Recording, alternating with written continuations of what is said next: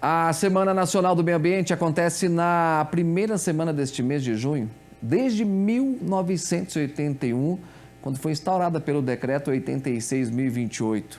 Essa data foi escolhida por conta do Dia Mundial do Meio Ambiente, comemorado no dia 5 de junho. A data mundial foi criada pela ONU. O dia é a principal data para sensibilizar pessoas e promover a ação ambiental em todo o mundo.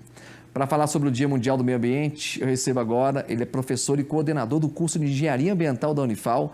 Professor Rafael Brito de Moura é o nosso convidado. Rafael, boa tarde, bem-vindo ao plantão, muito obrigado por participar aqui com a gente. Boa tarde, eu que agradeço o convite, fico muito feliz em poder vir aqui nessa semana referente ao meio ambiente, falar um pouco de questões ambientais que são tão importantes aí no nosso país e no mundo, né? Com certeza, como tudo na vida, politizaram também a questão do meio ambiente, que precisa, de certa forma, também da política, né, das políticas públicas também. Existem as boas, existem as ruins, né? Muito se fala do desmatamento na Amazônia, falando em grande escala, né, porque a gente tem que fazer o nosso papel também como cidadão, né? Mas tem a Amazônia, a própria discussão de Belo Horizonte recentemente também com relação à exploração, não vou entrar no mérito da questão política, é claro, mas todo assunto que envolve, né, a questão da proteção ambiental sempre tem que ter uma polêmica, né, professor? Sempre. Na verdade, a questão ambiental ela é uma questão relativamente nova, né, quando a gente para pensar.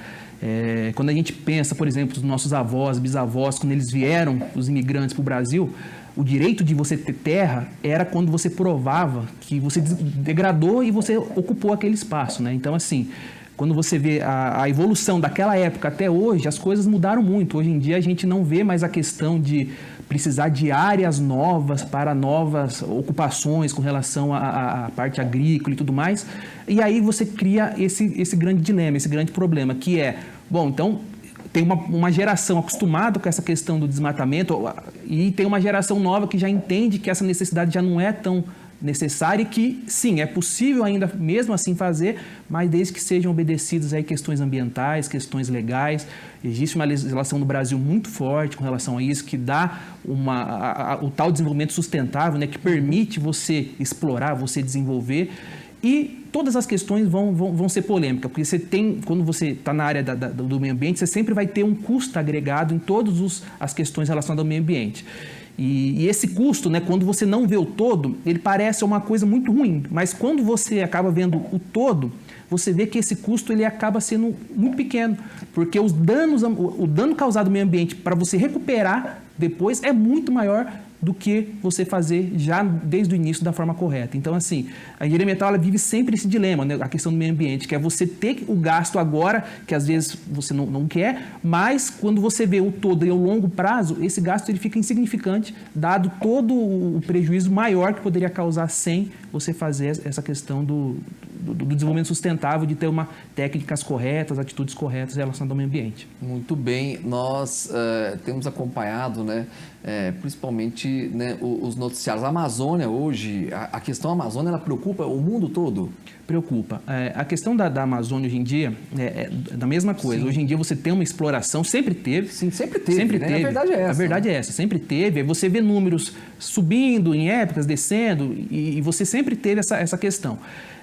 E a questão da Amazônia ela é importante para o mundo inteiro, mas não quer dizer que não é possível você fazer uma exploração sustentável adequada. Hoje em dia, por exemplo, existem técnicas de agrofloresta muito semelhantes ao que o povo indígena fazia na época, que você consegue manter a questão da floresta de pé e aproveitar tudo que ela tem de melhor para você desenvolver culturas, desenvolver tipos de plantio ali que favorece. O próprio, por exemplo, quando você tem a exploração do cacau na região norte do país, você tem muitas dessas explorações feitas dessa forma sustentável, que é você tendo a mata preservada, ela de pé, e você conseguir fazer ali algumas áreas que você consegue desenvolver essas técnicas sem causar o dano ambiental maior. Porque se você para pensar, a região amazônica ela tem uma situação muito interessante, que quando você pega o solo dela, ela não é um solo super produtivo. A Amazônia acaba tendo um solo, no geral, muito arenoso.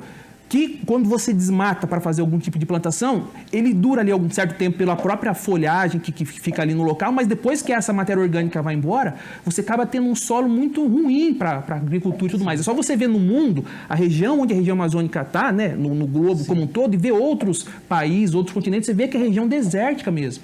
Então você acaba tendo, a questão da Amazônia ela é muito importante, porque você tem uma região muito ruim para depois você ter essa exploração agrícola, porém com a floresta de pé é possível fazer ali um desenvolvimento sustentável, mantendo a floresta e tendo desenvolvimento também, porque aquele povo precisa de desenvolvimento também. Eles vivem daquilo, Eles né? vivem daquilo. A exploração sustentável que você fala é importantíssima. É exatamente isso, porque eles precisam ter que se desenvolver, eles também querem tecnologia, eles também querem tudo, mas é importante você ter essa questão do desenvolvimento sustentável, você fazer sem prejudicar o todo. E outra coisa que é importante da região amazônica é a questão do clima. Ela influencia muito o clima de todo o continente nosso aqui, pela umidade que aquela floresta tem, e quando vem aquelas zonas de convergência, traz umidade para a nossa região e que altera a chuva e tudo mais. Então você vê que é muito importante você manter ela de pé, sendo explorada de forma consciente, de forma sustentável. Você citou o cacau, os seringueiros também, né? Seringueiros também. Disso, da exploração sustentável Exatamente. também, né? Hoje em dia você tem muitas regiões lá da Amazônia que tem essa exploração sustentável, que você tem, junto com a floresta, a parte da exploração mesmo. Então, catador, alguns próprios frutos que já existem ali, você tem essa exploração, ele ocorre muito bem e acaba desenvolvendo a região, tornando ela produtiva. Eu vou sair do assunto Amazônia, mas eu quero fazer mais duas perguntas ainda, professor. Aproveitar do seu conhecimento aqui, que eu gosto desse tipo de debate. Né? Recentemente a gente teve o Macron, né, o presidente da França, né, que está de olho na Amazônia também, os países da Europa, né, as grandes potências do mundo sempre de olho. O Elon Musk esteve no Brasil recentemente também, falando da questão dos satélites, mas voltados também para a Amazônia. E o professor citou a questão da tecnologia, até onde a tecnologia é importante, né, na preservação das nossas matas, por exemplo. Sim, eu acho que hoje essa ideia de você ter um monitoramento hoje em dia presencial é impossível. Se você vê a fronteira, a área da Amazônia ela é gigantesca. Então, quando você pensa em desenvolver tecnologia de satélites que consigam monitorar as fronteiras com uma precisão muito boa, né? Por exemplo, de satélites você consegue ver questão de centímetros da parte do solo e um satélite que está situado a quilômetros. A precisão é muito boa. Então, você tem que investir nessas tecnologias, tem que desenvolver esses sistemas para conseguir fazer esse monitoramento mais preciso. E outra coisa que é super importante na Amazônia é a parte de biotecnologia. A Amazônia ela tem um campo gigantesco de produtos químicos que nem a gente conhece ainda, que os índios, a população que vivia lá, conhece, sabe aquele xarope que você dá? Isso aqui cura tudo e lá para eles funciona muito bem, mas a gente não entende o princípio ativo que faz aquilo funcionar. Então, por exemplo, a indústria farmacêutica, a indústria de cosmético, a própria indústria de cosmético mesmo, que usa produtos da Amazônia, já exploram isso lá na Amazônia. E é super importante. E quando você fala dessas outras empresas, desses outros países, né, olhando para a nossa Amazônia, é uma coisa, a Amazônia é brasileira, não adianta. Sim. A gente tem que defender por isso. Temos que fazer uma exploração sustentável, temos que trabalhar de forma adequada para não dar essa oportunidade de um país vir e falar, vocês não estão fazendo direito, vamos fazer então alguma coisa mais global. Não, a Amazônia é nossa, o Brasil tem que explorar a Amazônia, o Brasil tem que atuar lá, explorando tudo que ela pode trazer de bom para a gente, sempre de forma sustentável. Hoje em dia existem profissionais capazes, a própria curso de engenharia ambiental são profissionais que atuam nesse limiar entre o desenvolvimento econômico e a parte ambiental de sustentabilidade. Então a gente está ali nessa interface, né, que é muito difícil trabalhar, mas que é importante. A gente tem que trabalhar, tem que desenvolver e tem que fazer aquela região ficar de uma forma produtiva. Voltando para esse lado acadêmico, né? O Brasil está bem avançado nessa questão das pesquisas também. Sim, o Brasil hoje, na questão de pesquisa, de parte de biotecnologia, de novos sistemas, na parte, por exemplo, que eu atuo mais na universidade, que é a parte de tratamento de efluentes, a gente está bem avançado, bem publicando em periódicos assim, bem renomados internacionalmente, então a gente está na ponta. Às vezes o que eu acho que falta um pouco é essa questão da pesquisa partir para uma coisa real, sabe? Uma coisa que você seja aplicado. Então, uma coisa que eu sempre coloco na universidade aqui à disposição, nosso curso à disposição, é tentar sempre buscar resolver problemas com parcerias, com empresas que queiram novas técnicas, novas soluções que a universidade é capaz de desenvolver na forma de pesquisa e colocar na prática, né, uma resolução de um problema, por exemplo, que até então a gente só pesquisa ali no laboratório, mas aplicado na prática poderia resolver problemas de vários tipos de empresas, vários tipos de situações que na universidade a gente é capaz de trabalhar, desenvolver e fazer a pesquisa de forma adequada. E nós temos uma Unifal aqui em Poços de Caldas, né, gente? A Pamela,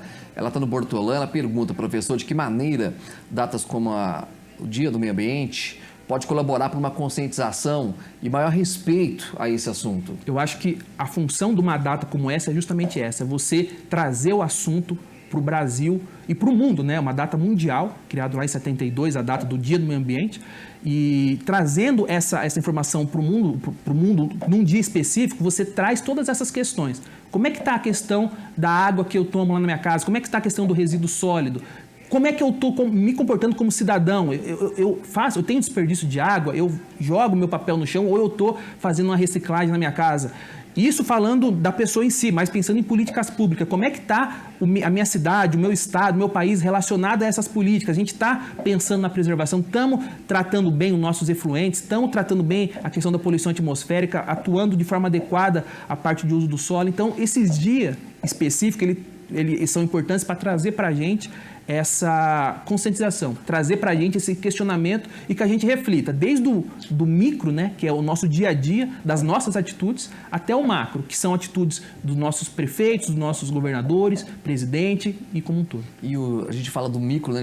Nós vivemos numa região que tem muitos microprodutores rurais. Muitos. Avançamos muito também na questão da legislação, né? Por exemplo, o descarte correto das embalagens de agrotóxicos. Antigamente não tinha isso, né, professor? Não existia isso, é justamente isso. Você vê que pequenas ações, e hoje em dia é muito difícil você ver esses pequenos agricultores fazendo o descarte incorreto. Então, assim, você tem uma legislação, você tem a instrução que é dada, né? Você tem a lei e políticas que na época tinha muita propaganda, logo que implementou essa lei, que mostrava a forma correta, a forma de você fazer a lavagem dele antes de fazer o descarte. E isso, hoje em dia, é uma prática comum. É o que eu falo que o meio ambiente ele tem que ser sempre falado para os hábitos serem comuns e não ser mais uma coisa que, nossa, tem que fazer porque é uma lei. Não, tem que fazer porque virou um hábito. Tem que ser hábito. E esse hábito, ele torna tudo muito mais fácil. A forma de você aceitar, de você encarar a situação, acaba se tornando mais fácil. Hoje em dia é isso. Se todos os agricultores fazem isso de forma natural. Vira um ciclo. Não vira mais uma obrigação. Tudo que você tende a ser muito obrigado ali em cima acaba que alguma coisa é feita para você burlar. E quando é uma coisa natural, feita por conscientização, mostrando, uma coisa que eu sempre falo assim, é tentar mostrar o porquê que é importante fazer isso. E não só falar, não pode fazer. Por que é importante? Se você contamina ali o solo, vai contaminar o poço que você bebe a água ali no teu sítio, enfim. Então, se você vai beber uma água contaminada, você quer isso. Então, tem que mostrar o porquê, desde a origem, para você entender quando chega lá no final que você mesmo vai ser prejudicado. Na parte ambiental é sempre assim. Você pode fazer o dano agora, causar, mas você vai ser prejudicado em alguma parte, alguma hora, isso volta. Não tem jeito. Alguém sempre paga por um problema na área ambiental. Esse final de semana eu estava fazendo uma caminhada ali no Jardim Europa, tem uma bica, uma mina d'água lá que o pessoal para. Eu estava conversando com um senhor que pega essa água lá, tem mais de 20 anos. Ele estava me contando, né, é um case que eu acho que a gente traz para o dia a dia mesmo, né? Ele disse que há 15 anos atrás, aquela mina ela dava água o ano inteiro. Ele falou que chega agora no segundo semestre que a água dela some. Exatamente. Isso já é um efeito do desmatamento. É um efeito, né, da urbanização, né? Você pega, né, aquela região lá há anos atrás, não tem, hoje em dia já tem bairros, sim, já tem uma ocupação. E você vai diminuindo. Então, assim, essa questão da quantidade de água, várias outras fontes aqui também do município, você vê que em alguma época tem menos, tem mais, aí você tem a questão global, né, que é muito polêmica também, que é do aquecimento global. Será que isso está influenciando a questão das chuvas? A gente vê, por exemplo, no Nordeste, em Pernambuco, né, que teve esse desastre terrível, que teve uma chuva muito forte, e quando você vê o motivo dessa chuva muito forte foi o aquecimento do Oceano Atlântico em 2 graus, que já ocasionou uma quantidade de água muito grande, de vapor de água que vai para o continente, e isso gera uma chuva muito forte que a população não está preparada para adequar. Então você tem essas chuvas torrenciais e causou aquele desastre lamentável que teve. E voltando para agora essa semana, inclusive, exatamente. E aí você tem o oposto, que é de repente, uma época do ano não tem mais água em certos pontos. Então, você vê, a questão desse desequilíbrio ambiental gera esse ciclo. Nos momentos que tem muito, de repente, você não tem nada, e aí você gera esse desequilíbrio. Quem é muito antigo em Poços de Caldas sempre comenta comigo, nossa, aqui era muito mais frio, aqui tinha época era muito mais úmida, chovia muito mais, e hoje é diferente. Por que é diferente?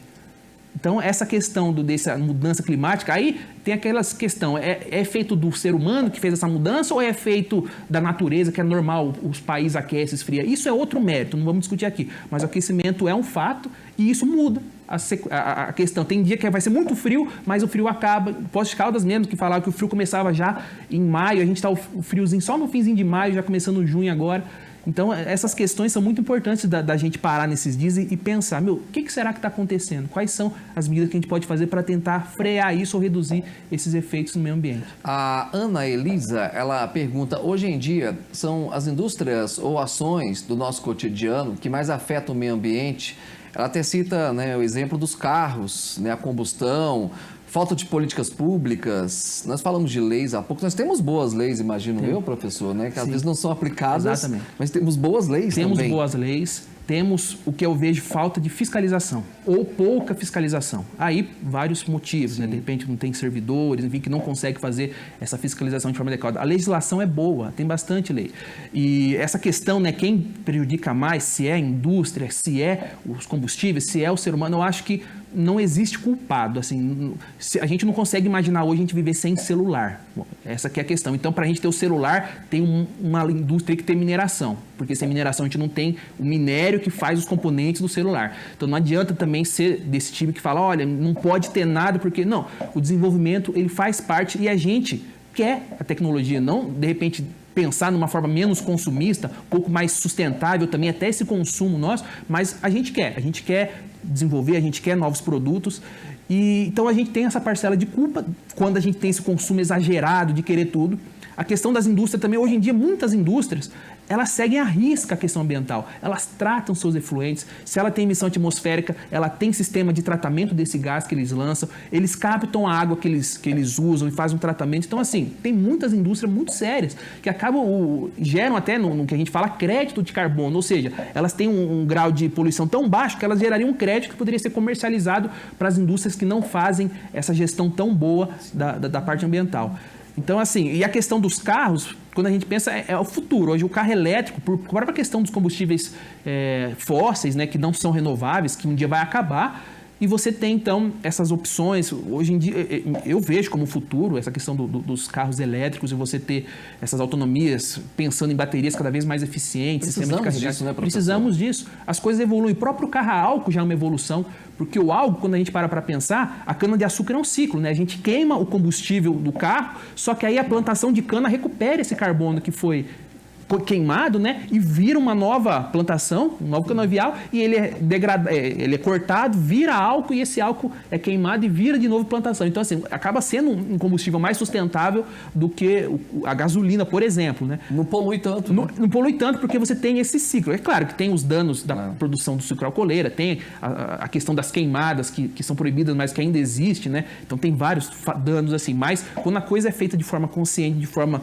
que respeita a legislação, todo mundo ganha e a coisa funciona muito melhor. Dá pra gente sonhar aí daqui uns 20 anos todo mundo andando de carro elétrico? Bem que poderia, né? Eu acho que é a tendência. Eu, por exemplo, hoje em dia é tudo muito caro ainda, né? Mas tudo começa assim. A gente desenvolve a tecnologia, é tudo muito caro, as tecnologias vão sendo aprimoradas, melhoradas, os equipamentos vão ficando mais baratos, a produção vai ganhando escala e acredito que em breve a gente vai ter aí carros mais acessíveis que a gente consiga comprar e andar com menos impacto, vamos dizer assim. E é legal a gente ter, né, postos como exemplo aqui no sul de Minas. Já temos alguns pontos, né, de abastecimento para carros elétricos. Eu acho muito legal isso. Isso é uma novidade, exatamente. Ali perto da Urca, né, tem um posto ali que é muito bacana. Uma ideia até é um projeto, se eu não me engano, é desenvolvido junto com o DME, com a PUC, com a universidade, não é? Exatamente. E é uma ideia muito bacana, porque é isso, é você estimular. De repente você pensa, mas o duro do carro elétrico é que demora muito tempo para você... Não, de repente você tem um posto ali que você carrega em 1 hora, 40 minutos, já é um estímulo, né, para a pessoa que tem condição de ter, já falar, então imposto já é uma referência. De repente isso vira em todos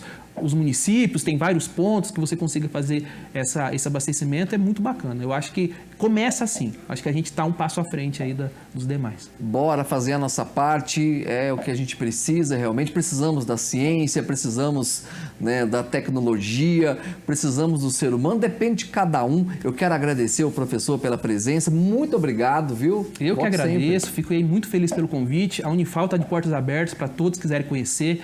Curso de engenharia ambiental, temos curso de engenharia química e engenharia de Minas também, temos o bacharelado, que é a forma de entrada nos cursos de engenharia, e estou sempre à disposição, estou muito feliz de estar aqui. Sucesso, viu? Obrigado. Eu volto às 7 horas da noite, ao vivo, com a edição do Plantão 47. Até lá.